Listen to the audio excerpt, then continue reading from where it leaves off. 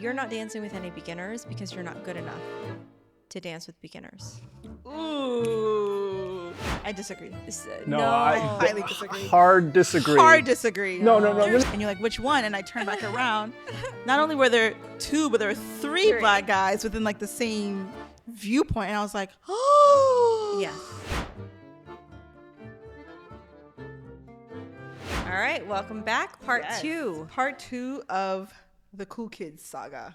That's right. Yeah. I think we meant to do a quick intro for each of us last time. And it was an entire episode. And that ended up being an entire episode. So now we're actually going to get to the questions that we wanted to explore a little bit more on this topic. Yes. Yeah. So I think first, we already talked about who the cool kids are, what that perception is. So let's talk about how newer dancers might perceive the cool kids in the scene, and does it affect retention? Okay. So, I think in a way we shape the experience of the newer dancers. We, through what we tell them, and as the people in the Milonga. Okay, so just as other the community that already exists. If not you show up, the organized. people that's sitting around you, I think in a way they start to. Of course, each individual person will develop their own sense of comprehension of what's going on, but initially it's usually, oh, did you see this? This is what that means. Do you see how those people are sitting over there? And did you see how the covers? So you start to learn through the eyes of the people around you. So I do think that when we intentionally or unintentionally speak negatively about cool kids and point them out and make them be this thing, we're teaching the newer dancers, this is something that you should watch out for, FYI. I think people are smart enough to know who they want to hang out with and who they don't, but we kind of create this pre-filter for them sometimes, and that could impact. I don't know that it impacts retention for newer dancers. I think it just already creates bias for them, because then they will align themselves only with certain people, or rather they will not engage with other people because that's their perception that those people are not accessible. So they might only go to certain milongas, or they might only go to only hang out with certain people because of it. I think in the beginning when you're new, whatever would normally keep you away from tango will always keep you away from tango, regardless of the perception of cool kids. Maybe after a while, over time, maybe it becomes more important, but I don't imagine that it actually impacts new dancers as much. I think if or I guess this might lead into the next question about like what role do organizers have to kind of shape this.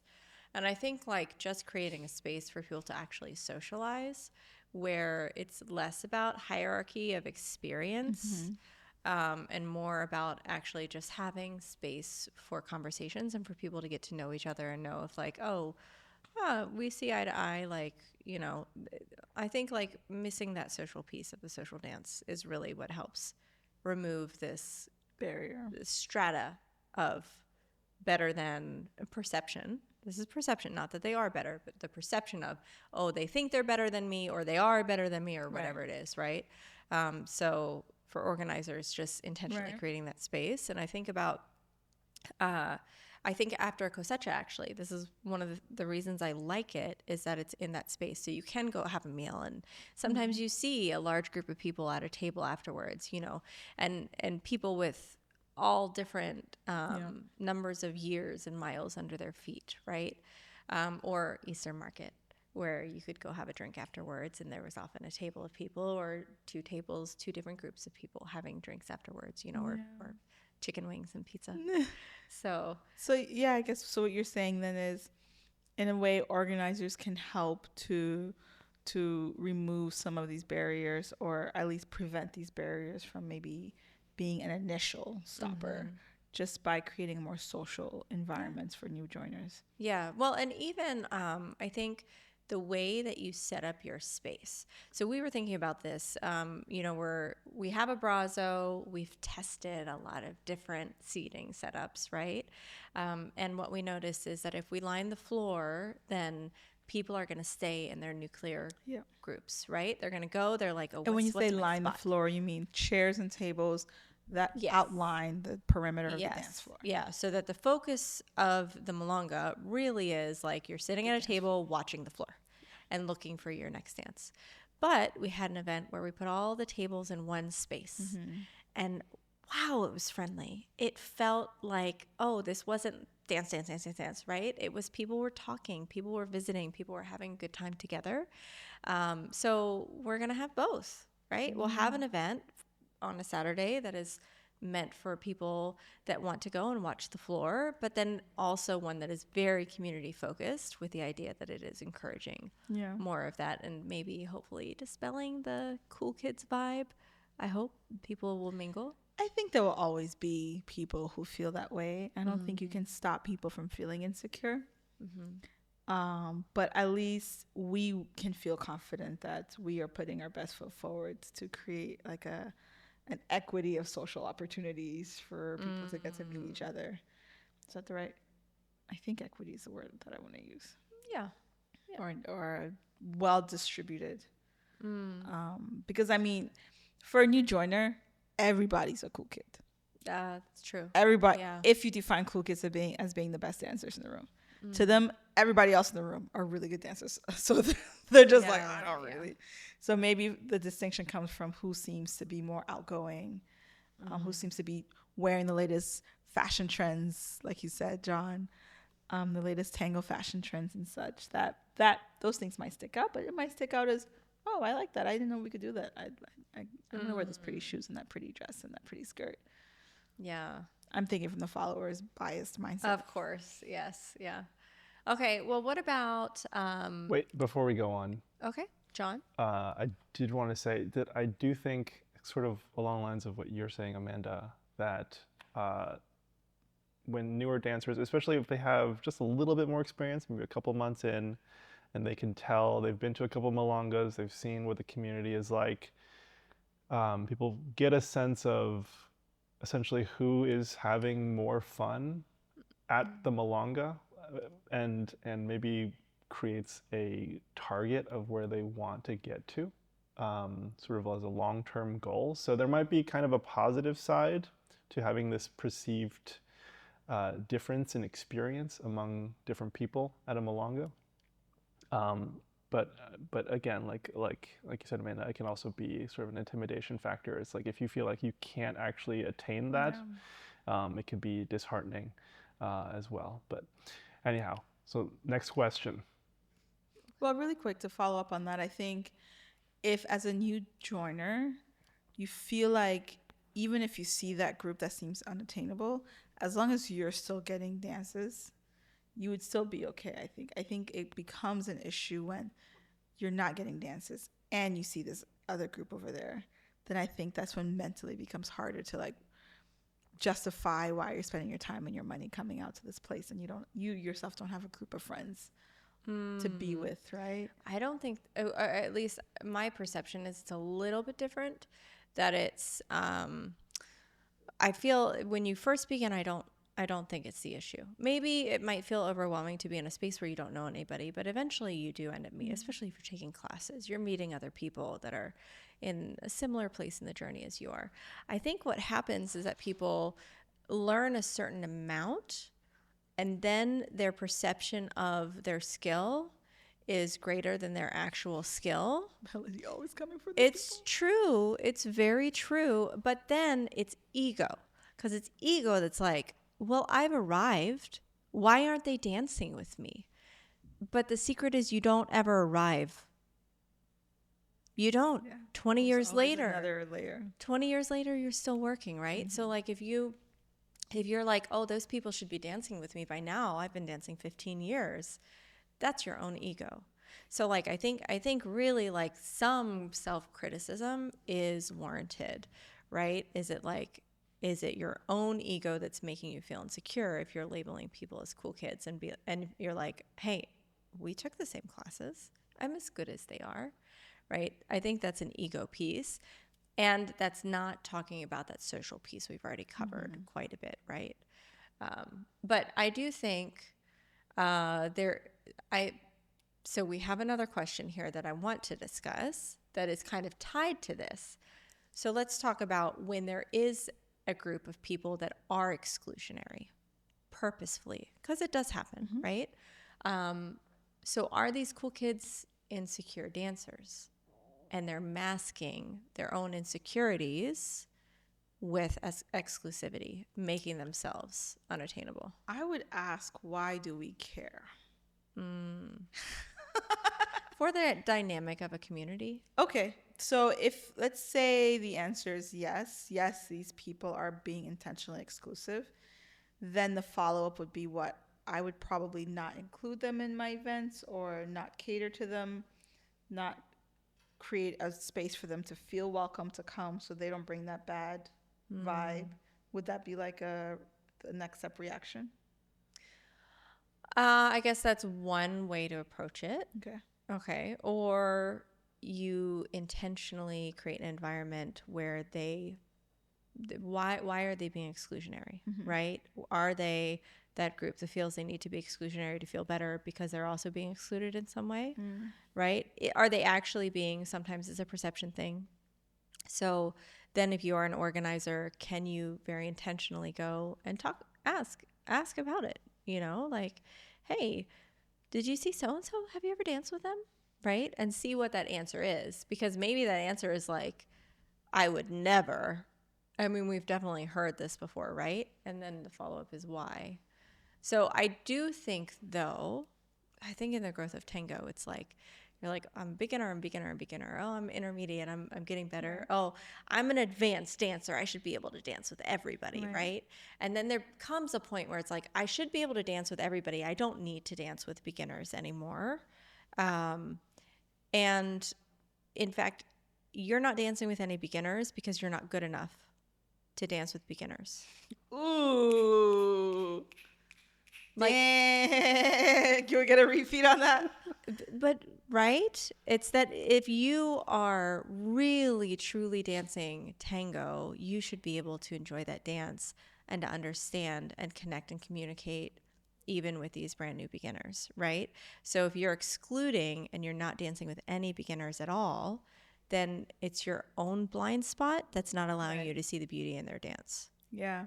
No, I completely get that. I think my push to ask why we would ask that is because then usually there's a reaction that has to happen once you've made your conclusion as to why this group is being exclusionary. And people may not take the time to ask and really find out why. Then you start to make assumptions. Yeah. Then you intentionally don't invite certain people to your event because you believe that they are being exclusionary. There are some people who, per their personality, maybe they drink too much, maybe they're really rambunctious, maybe like that kind of like disruptive behavior is like, I can see why someone might not want to invite someone like that into the space. But I also think that people do intentionally don't invite groups of people because they're like, they're too cool. I don't want them at my events. So I just get worried that people make those improper assumptions and then act on them in a way that is quite against what they were trying to defend in the first place. So it's a chicken and egg. But I do think that you raise a good point. Like, why? Just for purely like a thought exercise, if we wanted to understand better the perception of cool kids, or maybe help people challenge their own assumptions, then I think in a case like that, it makes sense to ask yourself, well, why are they being like that? Is it because they haven't seen each other for a long time, they're really good friends, and they just want to hang out? And if you come to that realization, then you're like, oh, okay, that's not so bad. Is it because they're just really good dancers and they believe that it's not worth their while to dance with anyone else beyond their circle of group? And if you have a problem with that, then that's, again, I think back on you a little bit, right? It's your own envy. Right. And then again, if it's like they're just mean because they're just mean, then it's like, okay, fine. But that could be a good way to help challenge your assumptions and think a little bit more about how that other group is feeling. Yeah. It's a tough one. It all just sounds like, I mean, have you seen Ted Lasso? Yes, I have. It sounds like the that one scene in when they were playing darts, and he's Yeah. like, "Be curious, not judgmental." Yeah. Ooh, I don't remember that scene. Yeah, he's playing darts with like the evil guy, and the evil guy, he's like pretending he's bad because he's throwing with his wrong hand, and they bet something, Yes. and then he's Okay, I like, remember now. Yeah, if you yeah. had bothered to ask, you would have known that I play darts with my dad every Saturday, whatever, Yes. right? Yes. Be Yeah. curious, not judgmental. Can we get Yeah. a shirt with that? I mean, I'm that's sure beautiful. A Tango shirt? I'm sure that shirt exists somewhere, but we can stick a VTS logo on it. BTS, be curious, Yes. not judgmental. Yes. Yeah. Well, and I know, like, John got a question once. Somebody said, "Well, I was thinking about coming to your Milonga, but will anybody there dance with me?" Right? I think if you're feeling excluded, right, the organizer, I think, is the right person to talk to about it. Yeah. By the way, I was really glad she asked me Yeah. that question. I think that was one. What did you say to her? I said, you know I will dance with you, and I can try to introduce you to people and try to make sure you have a good time. I also and she, very glad she did come to our event. I followed up with her a little while later, and I asked her, I was like, "Hey, thanks for coming. Did you have a good time at our event?" And she said she did, and I was like, "Okay, this is good. I'm glad we had this interaction." But I'm very curious. We are a relatively new event. We've been around for a little over a year. This Milonga Abrazo. How did she already come to that question? Why was that even a question that she asked? Was there already an assumption that Yeah, based there- off of the there people is. that she thinks comes to Abrazo that she wouldn't get a dance? So, so I mean, this becomes such a loaded question, Amanda. So she's definitely in part of the older crowd. So there's some of that. Right. There's always that idea of ageism in tango, and she, we don't know each other all that well or at all, really. So we're more likely to dance with our friends than a complete stranger, obviously. So I mean, I don't blame her for wondering, even if she didn't know anything about us, right? It could be, we could totally have a reputation that that we don't really understand. Like, people don't like saying things to us directly. People don't say things directly to. I feel like it's culturally, again, in this country that We don't say things directly. yeah, we tend not to be 100% honest with each other. But I think also, and this is a comment I had heard, is when there is another Milonga on the same night as Abrazo, I do hear comments about the stratification, if you will, of who's dancing at one, who's dancing at the other. And it reminds me of when I first started dancing. On Monday, there were 3 Milongas, 2 or 3. Really? Tuesday, there were 2. Tuesday, they were on the same block. Okay, Oh. 2 Ozio and Ozio, that's ESL, right? And I remember I danced at both of them. I would go to both. Sometimes I would go to both in the same night, right? Because I was insane. But I know not everybody's insane like that. I mean, the number one thing is, are your friends going to go? That's the number one determining factor if people are going to go to a Milonga. So if they don't know their friends are coming, they're probably not going to go. 2, there is a perception. I mean, we all know. We've heard the experiences of people that have gone to a Monday night Sandunga, and people won't go because they're like, oh, that's only advanced dancers and they will not dance with me. And we've heard the experience of people coming to Milonga in DC and not ever being asked, right? So I think it's a valid concern. You're like, is it going to be worth it to get up, get ready, drive there, give them my money, sit there and feel rejected all night, right? Because everybody's too cool for me. So, and again, like, I think actually Ramu does a nice job of trying to introduce people. I see him doing that. Yeah. So I don't know that it's always valid, right? That people You feel. can only control so much, you know? Yeah, can you introduce, but can't be like, can't. you dance with them now, Right. right? And not every place is Pablo's, not every place is a Circle Time or Community Tonda. So And I think we also have the advantage that it's 3 of us at our Yes, Milonga. and we're not just one That's person. true. So we can spread the Yes. hosting. Yeah, and we're not relying on like one Right. person's skills and deficits, right? Because like your skills are different than my skills are different than his skills.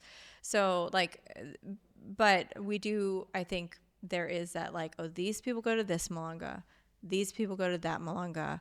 Maybe I'm even curious about this one, but I don't know I'm going to have a good time, where I know at least a couple friends are going to go to this one, right?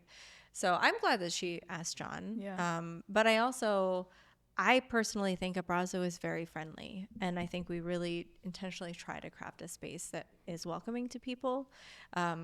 And I want people to tell us if they're not having a good time. And one time somebody did send me a message and said like, oh, the dynamics are less than friendly, and I tried to figure out what was going on. And right. what came out of that? They came back and I don't think they had the same experience. They had a good time. And I think they were really talking on behalf of a follower friend that was there with them. They were a leader. I do wonder though, and I'm starting to see a bit more of a stratification between, let's say, the older crowd and the younger crowd. Yeah. And usually it's some folks from the older crowd, and I don't know what that age cutoff is, because to me, everybody in Tango is always older than me. But the feeling from the older crowd of dancers not feeling like the younger crowd is as open to them. Specifically here in DC. I'm not talking about anywhere else. Interesting. Specifically in DC, interesting. Okay. But I have a slightly different take on it. I think that there's a group of people, and I don't think it's age related actually. There's a group of people that actively work on their dance, that are actively working to deepen their dance, to make tango better, to grow. They're choosing to not only dance in one dialect. So if they have traditionally danced Milonguero, they're taking other classes, or vice versa, right? And then there's a group of people that are like, oh, I have enough. I'm fine. And I think, to me, that's where the divide seems. And sometimes that's around age. But I think what I see is there's a mix in this. I would challenge how you know that they think that it's enough. That's an assumption that I would make. I'm basing it on classes I've been in, and whether I see them learning or But not. like here in DC? In DC. Yeah.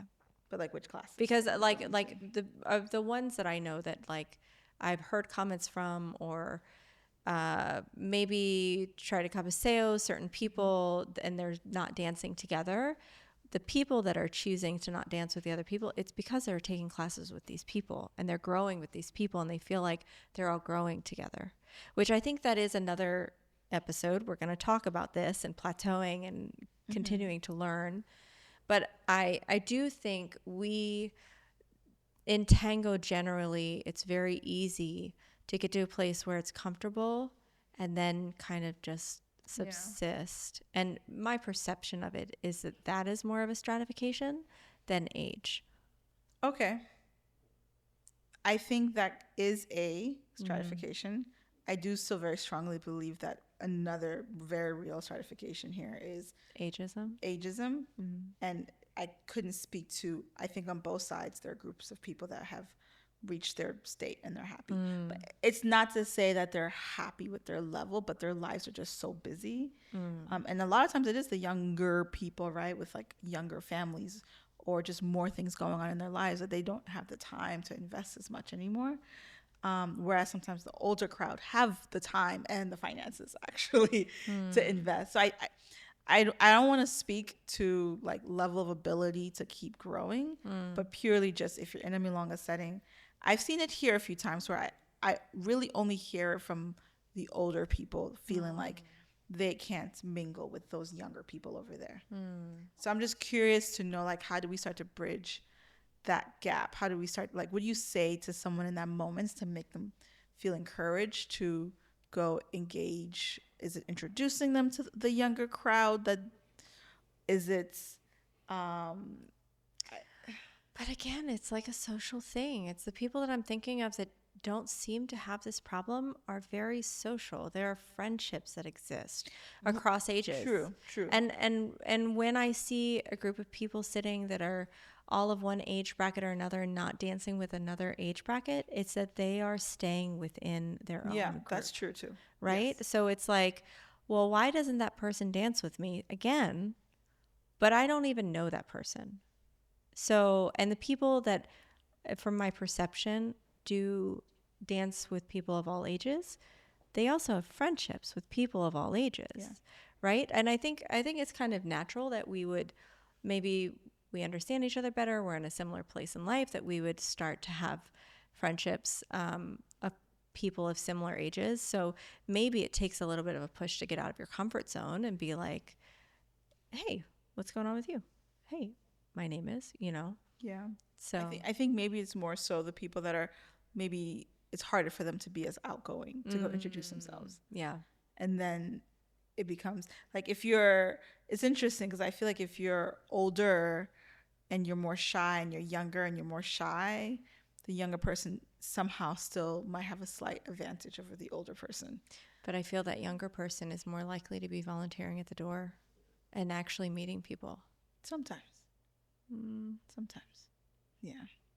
So I don't know. I don't know that I have an answer. I maybe we have to ask, like, is there a community that has Fixed this up. that has fixed it? Because I remember there was a comment by Robin Thomas who was like he wanted to grow a younger community, and he did, and then there were some pretty serious downsides of having this younger community, right? Not but that they didn't mix. So maybe there is a community somewhere, or maybe it's only, I mean, Ithaca, they have to all dance together. It's such a small community. So there isn't that divide as much, right?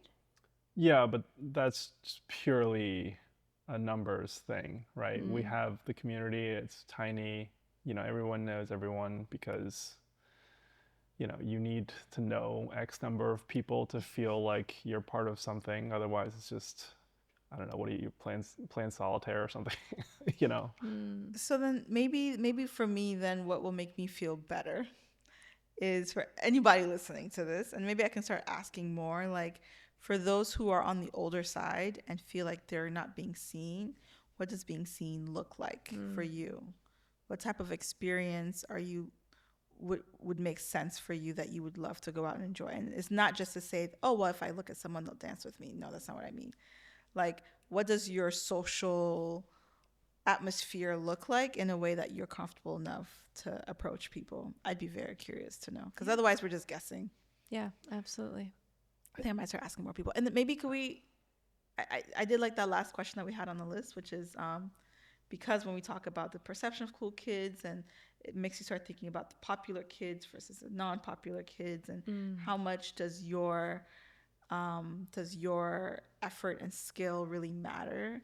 Is it a meritocracy? If there's popularity involved as well. I think that not all popular kids, cool kids, are amazing. Perceived. We're just gonna take it and say cool kids. I don't think they're all advanced dancers.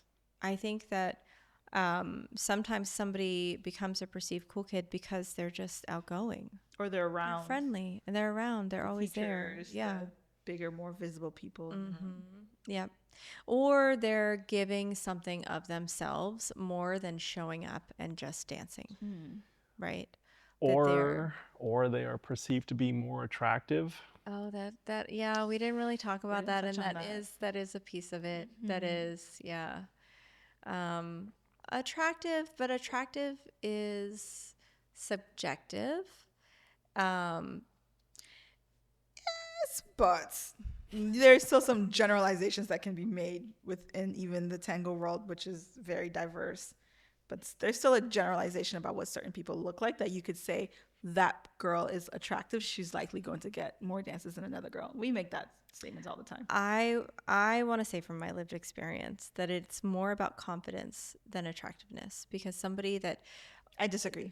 No, highly disagree. Hard disagree. Hard disagree. No. There's so many. You could have a very attractive No, woman okay. who's incredibly shy and Yeah, new, yeah. and she will still be sought okay. after. But that doesn't mean that she's a cool kid or popular. No. But I'm just saying, just attractiveness alone. Like I wouldn't tie that to confidence to say that's why they might seem more attractive. I'm saying that their perception of or their ability to become part of this crowd that is perceived as a cool kid has more to do with confidence than attractiveness. I think if you are a follow and you're an attractive young woman, you're going to get more attention than the opposite. That doesn't mean that you're a cool kid. You're not a cool No, kid. but your ability to become one has increased drastically because you will get more attention from. Right. You build confidence rapidly, right? You become more comfortable around. But that's my point, is it has to do with confidence more than attractiveness. Yeah, but it's an opportunity to become confident. No, I'm going to tell you, I have photographed thousands of women, objectively beautiful women that walk in here and do not have confidence. It is not their attractiveness.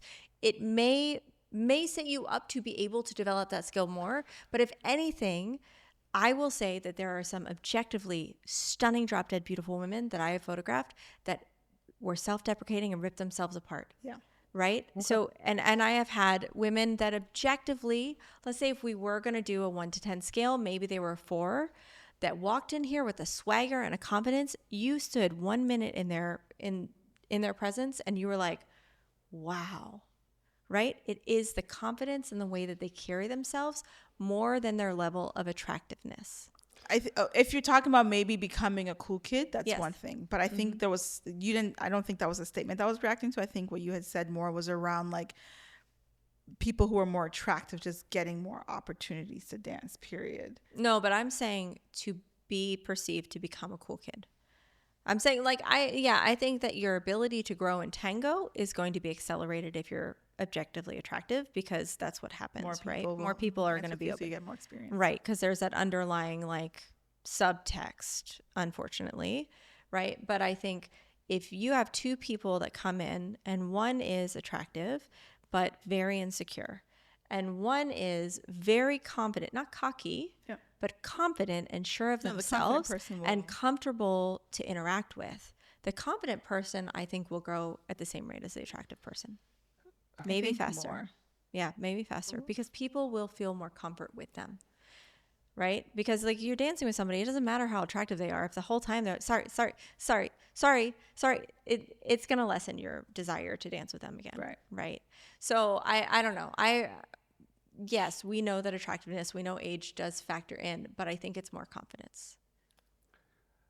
And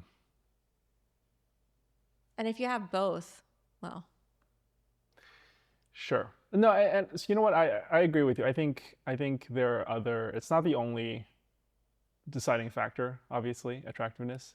And there's always your own personal hang-ups and baggage, for sure. But there's definitely, I guess what I'm trying to say is that there's some innate qualities of like you physically as a person that obviously you cannot control that dictate whether or not there are opportunities that are easily presented to you or not, right? So like we talked about being a pretty young follow versus like I'm as a leader, as an Asian leader. So isn't it always the statistic that like for like online dating, like Asian men are the least like paired, like swiped right or whatever. They are, yeah. So but the highest earning households are Asian men and white women. Well, damn. So I'm just saying, if ladies are missing out on it, I don't know what to tell you. No, I don't know if you want to include that in the podcast. No, that's 100% going in. But I'm just saying that like leaders, because especially if you're as a beginner lead, you don't get the benefit of having, like, you have to be out there yourself getting your dances, right? That is the culture we are taught Sure. going into a Milonga, right? And it helps if you build some charisma. It helps if you build some charisma, so there's some of that. But if you're going into a space and you're, because we listened to a podcast, right, where it was an interview with two Asian dancers, a lead and a follow, and he brought this up that I was like, as a the social hierarchy. yes, that as an Asian male lead, right, like that is at the bottom of the social hierarchy. But In Asian non women, Asian Tango women are higher up. yeah, but Yeah, that's very very high. but that's different. That's very different. Yeah. That like that's like there's a reason why you see like a white man Asian woman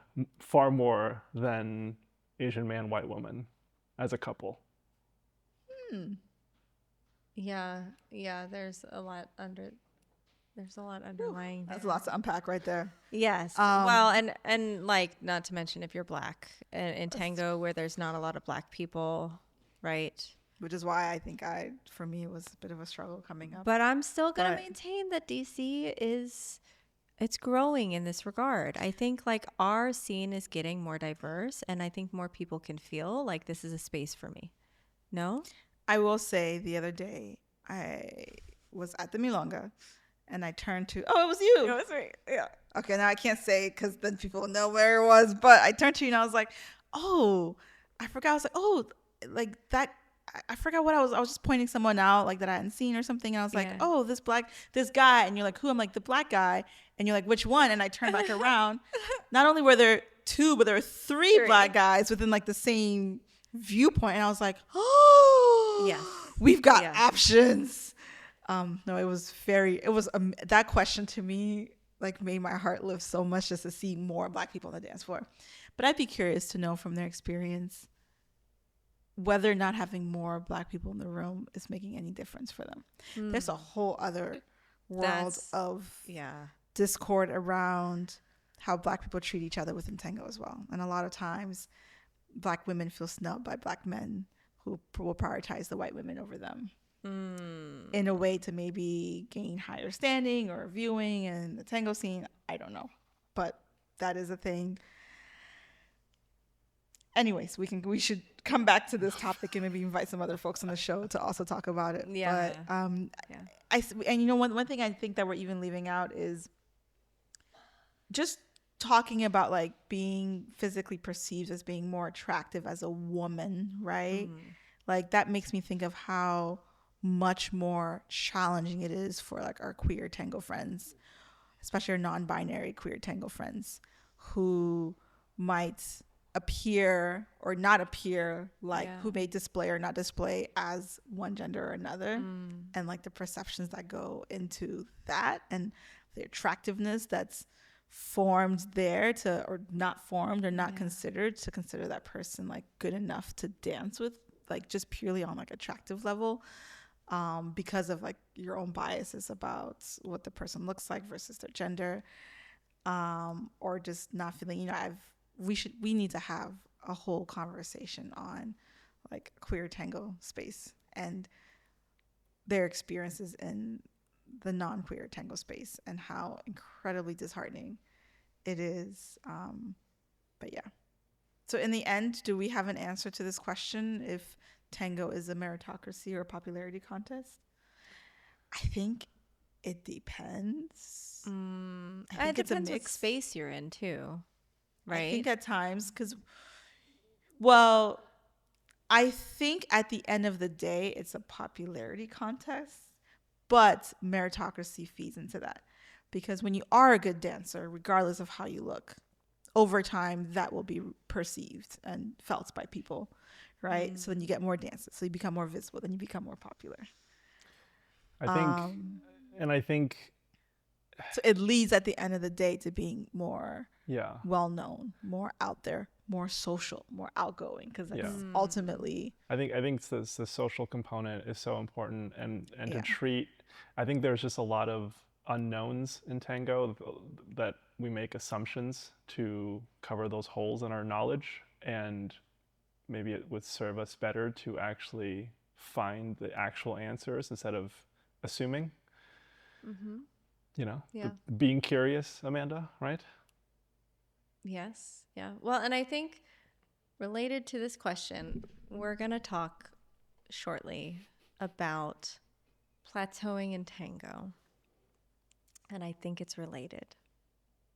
So maybe let's wrap it up for today because we're getting the wrap it up in all you Like, see this that is a little it's bit like different. highlighted. You Not- see wrap it up. for- It's highlighted. just for the people who can't see this, because we do see a screen. Yes. Where we see John's face. So at least it looks like we're looking at him, and then he Yes. writes notes for us. And I just saw this little yellow highlighted tiny little text at the bottom that just slowly became larger on the screen.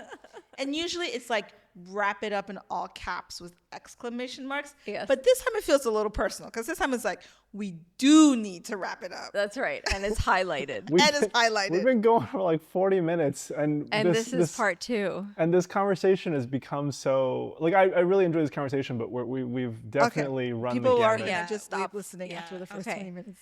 We've covered a lot of ground. Maybe it's something we'll end up revisiting again. to But I talk about think this. We should people go just live. need to leave some comments. We need Yeah. We need to I would love engage. more perspective on this. We can guess as much as we can and use all the theories in the world. But Yeah. until people speak, we won't. Yeah. Like, we want to take action and make things better. So tell Yeah. us. Let's talk about it. And if you're like, what are you guys talking about? You guys are the cool kids. Call us out. Like, speak your mind, honestly. Yeah. Like, tell us what you think. I personally would love to hear and to know, like, or have you felt left out? Have you felt excluded? Have you had an experience where you're like, I'm not a cool kid? Oh, now I'm a cool kid, right? I want to know. I think it's interesting. Okay. Yeah. All right. Like and subscribe. Like and subscribe, and thanks for watching, and we'll see you next week. Bye. Bye. Bye. Thanks for tuning in to Staying Grounded. If you like this episode, please subscribe and give us a like. We would love to hear from you in the comments, and we'll see you next time.